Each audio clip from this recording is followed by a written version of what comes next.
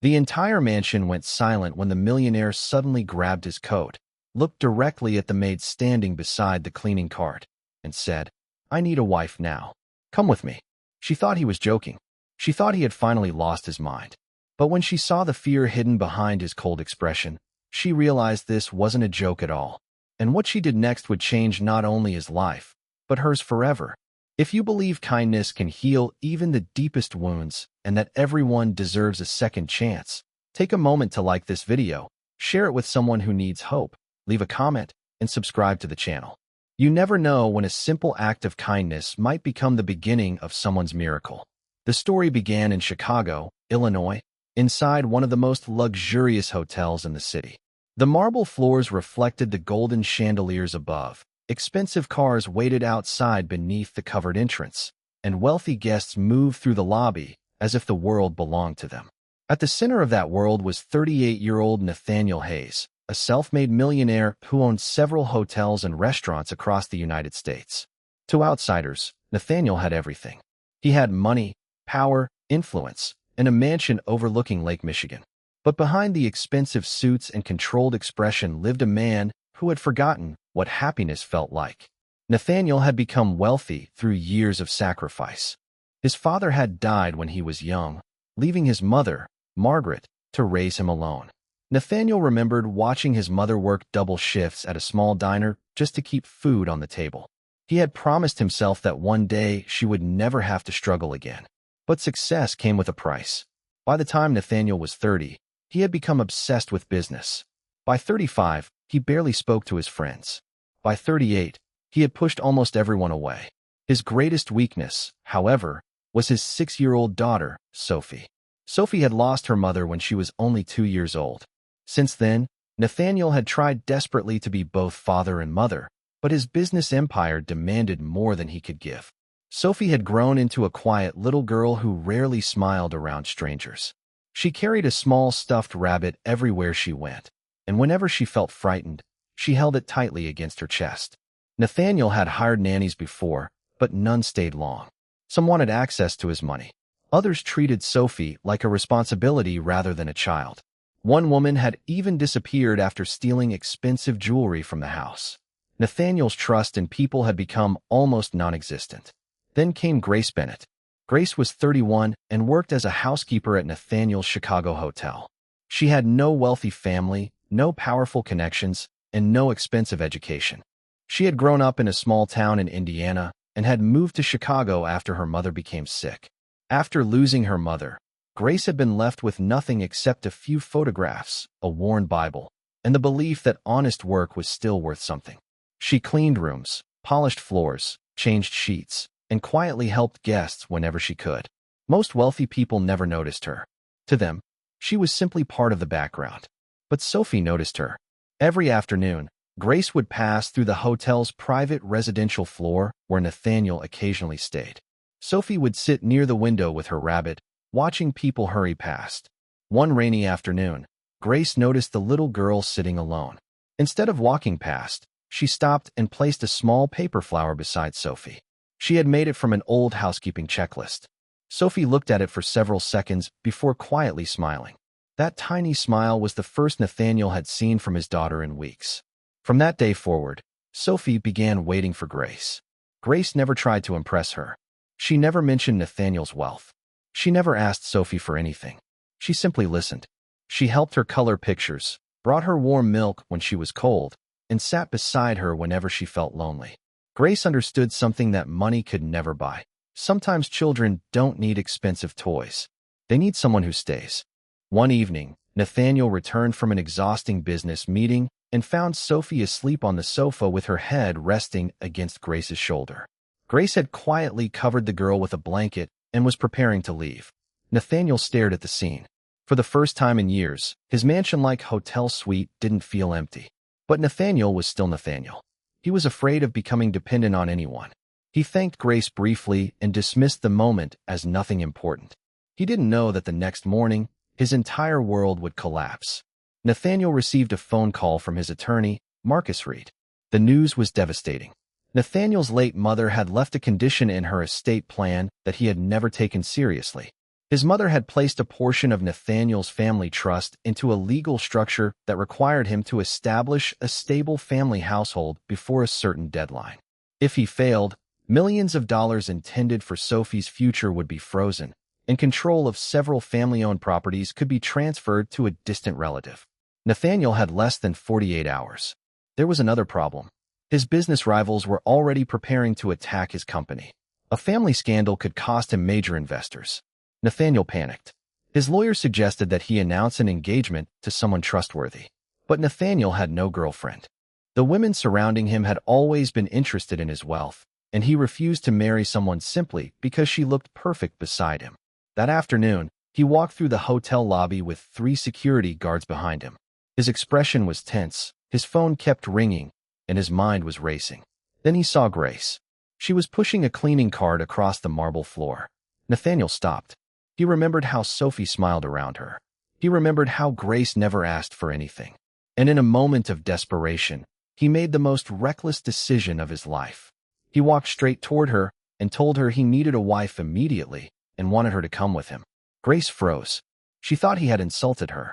She looked at his expensive suit, then at her simple uniform, and finally at the security guard standing behind him. Her heart began pounding. Nathaniel explained the situation quickly. He offered her a legal marriage arrangement, complete financial protection, and enough money to walk away afterward. Grace listened without interrupting. Then she did something Nathaniel never expected. She pushed her cleaning cart aside, removed her gloves, and quietly asked him one question. "What does Sophie want?" Nathaniel had no answer. Grace looked at him sadly and told him that if he wanted a wife simply to satisfy a contract, he had chosen the wrong woman. But if he wanted someone who could love Sophie, protect her, and make sure she never felt abandoned again, then she would consider it. Nathaniel stared at her. Nobody had ever spoken to him that way. Not his lawyers, not his investors, not even his closest employees. Grace wasn't asking about money. She was asking about his daughter. That evening, Grace went to Nathaniel's mansion near the lake. She expected luxury, but what she found surprised her. The house was enormous, yet it felt strangely lifeless.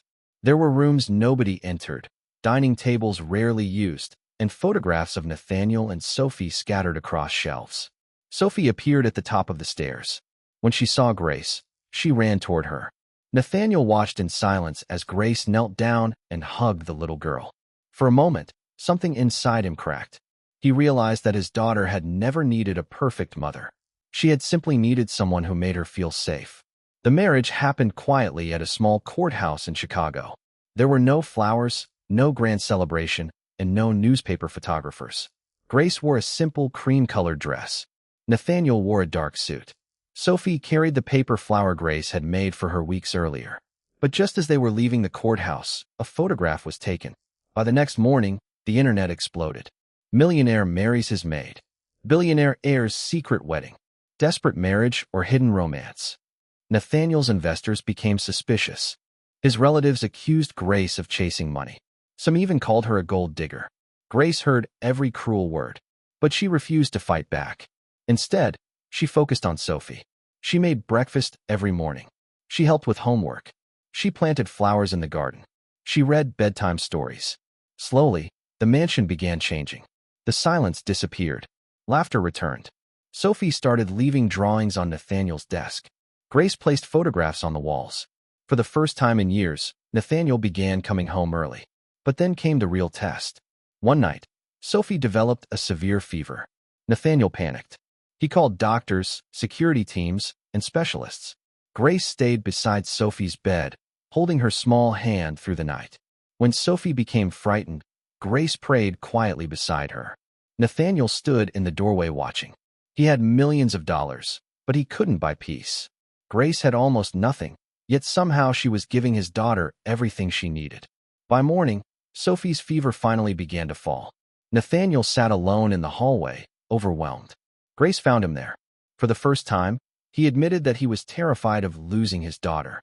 He confessed that after Sophie's mother died, he had buried himself in work because being busy was easier than feeling pain.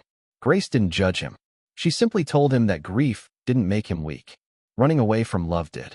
Those words stayed with him. Weeks passed. The legal deadline approached. Nathaniel's lawyer informed him that everything was finally in order. The trust would remain protected. Nathaniel had gotten exactly what he thought he wanted. But something had changed. He no longer wanted the marriage to be temporary. He wanted Grace to stay. Not because of a contract. Not because of money. Because she had brought his family back to life. One evening, Nathaniel returned home to find Grace sitting on the porch with Sophie. The sunset painted the sky orange over Lake Michigan. Sophie was laughing while Grace helped her make another paper flower. Nathaniel stood there for a long moment. Then he walked toward them. This time, he wasn't holding a business contract. He wasn't carrying a legal document. He wasn't asking Grace to save his reputation. He simply took her hand and told her that he had married her because he was desperate. But somewhere along the way, he had fallen in love with the woman who had taught him what family really meant. Grace's eyes filled with tears. She reminded him that she had never wanted his money. Nathaniel smiled and said he finally understood. He had spent his entire life thinking wealth meant having everything. Grace had shown him that wealth meant having someone worth coming home to. Months later, Nathaniel made another decision. He sold one of his luxury properties and used the money to establish a foundation helping single parents find affordable housing and childcare. Grace became involved in the foundation, not as a millionaire's wife, but as someone who understood what it meant to struggle. Sophie grew happier every day, and Nathaniel changed too. He still wore expensive suits. He still attended business meetings. He still owned successful companies. But now, when his workday ended, he went home. Because home was no longer a mansion. Home was Grace laughing in the kitchen. Home was Sophie running toward him. Home was a family he never expected to have. And Grace, the woman everyone once overlooked because she wore a maid's uniform, became the person who taught one of America's wealthiest men that the greatest fortune in life cannot be stored in a bank account. It lives in the people who stay when everything else disappears. If this story touched your heart, please take a moment to like the video, share it with someone who believes in second chances, and subscribe to the channel. Your support helps us continue bringing stories of kindness, hope, and unexpected miracles. And before we end, I want to ask you something special. If you believe that true love is built through kindness, not money, comment, "Kindness changes everything" below. Because sometimes the person we overlook is the person who changes our entire world. Grace thought she was only a maid. Nathaniel thought he only needed a wife. Sophie thought she only needed someone to stay. But in the end, they discovered something none of them had expected. They didn't need to become a perfect family. They simply needed to choose each other every single day. And that was the moment their real story finally began.